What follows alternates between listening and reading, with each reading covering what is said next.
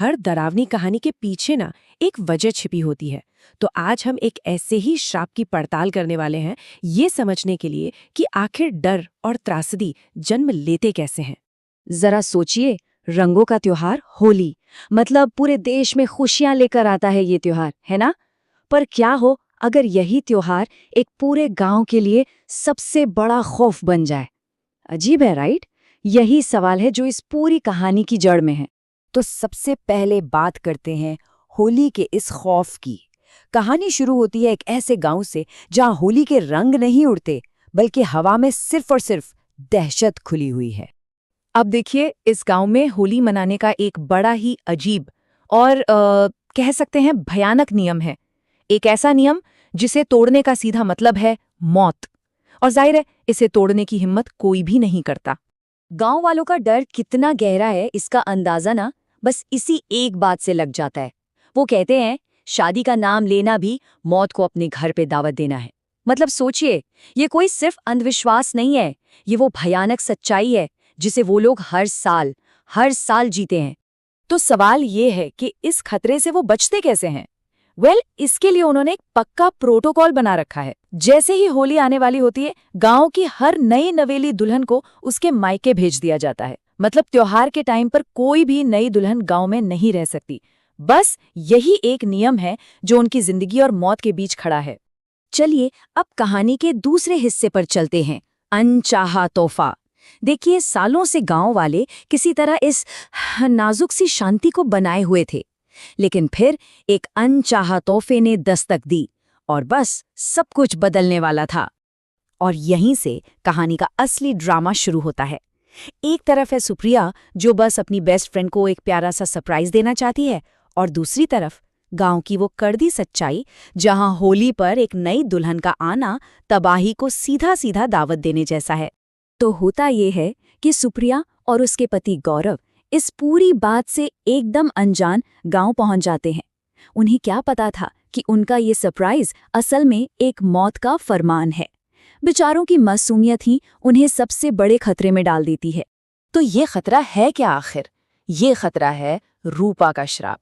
एक ऐसी आत्मा जो गांव में होली मनाने की हिम्मत करने वाली हर नई दुल्हन को अपना शिकार बना लेती है।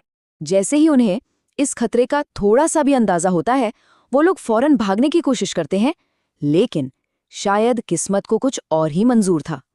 पहले तो उनकी कार एकदम अजीब तरीके से स्टार्ट ही नहीं होती, और फिर जब मदद के लिए लोकल मैकेनिक को बुलाया जाता है, तो वो बेचारा डर के मारे घर से बाहर निकलने तक से मना कर देता है। और बस खेल खत्म, वो लोग फंस चुके थे। अब उन्हें वो रात उसी शापित गांव में गुजारनी थी। बचने का कोई रास्ता नहीं बचा था।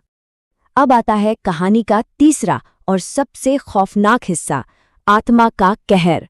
जो अब तक सिर्फ एक डर था, वो अब एक हिंसक हकीकत बनने जा रहा था। रात गहरा चुकी थी और आत्मा जाग चुकी थी। बच नहीं पाओगे, शिकार तो तुम बनोगे मेरा। ये सुप्रिया की आवाज नहीं थी, ये उस आत्मा की पहली चेतावनी थी, और ये साफ था कि उसमें रहम के लिए कोई जगह नहीं है।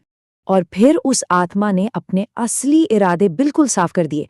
अगर वो होली मनाएगी तो सिर्फ खून की होली मनाएगी।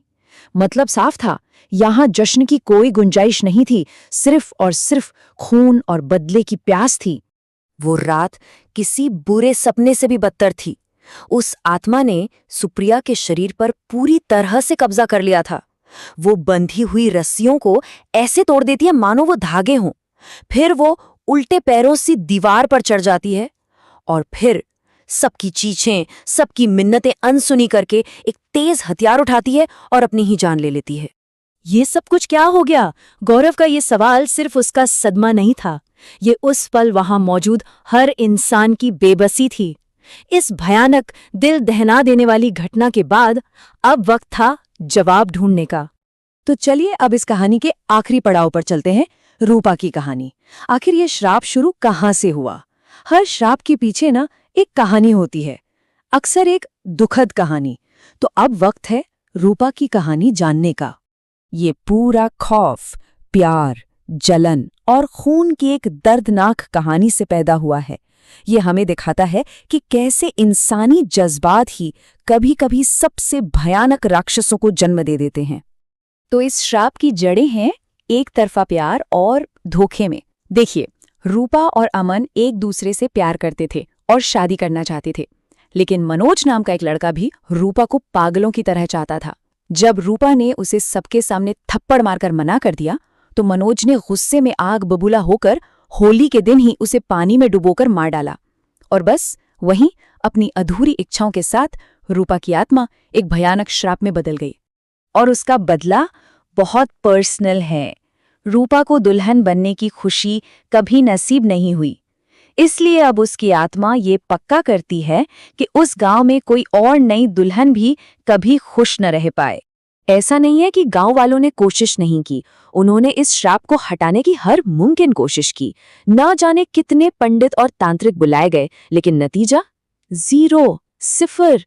रूपा की आत्मा का गुस्सा इतना ताकतवर है कि उसे कोई रोक नहीं पाया। और यहीं आकर इस कहानी का असली मतलब समझ में आता है। असली खौफ सिर्फ एक भूत का नहीं है, असली खौफ है उस अन्याय का जो एक इंसान के साथ हुआ और जिसे कभी सुलझाया नहीं गया।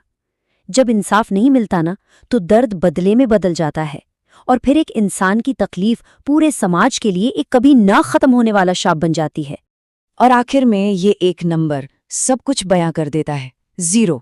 गांव में होली मनाने वाली नई दुल्हनों की संख्या। ये नंबर इस श्राप की एब्सोल्यूट और अटूट ताकत का सबूत है। तो ये कहानी हमें एक सवाल के साथ छोड़ जाती है। क्या रूपा की आत्मा को कभी मुक्ति मिलेगी? क्या उसे कभी शांति मिलेगी? या फिर ये गांव हमेशा हमेशा के लिए उसके अधूरे इंसाफ के साये में जीने को मजबूर रहेगा? शायद इन सवालों का जवाब कभी नहीं मिलेगा।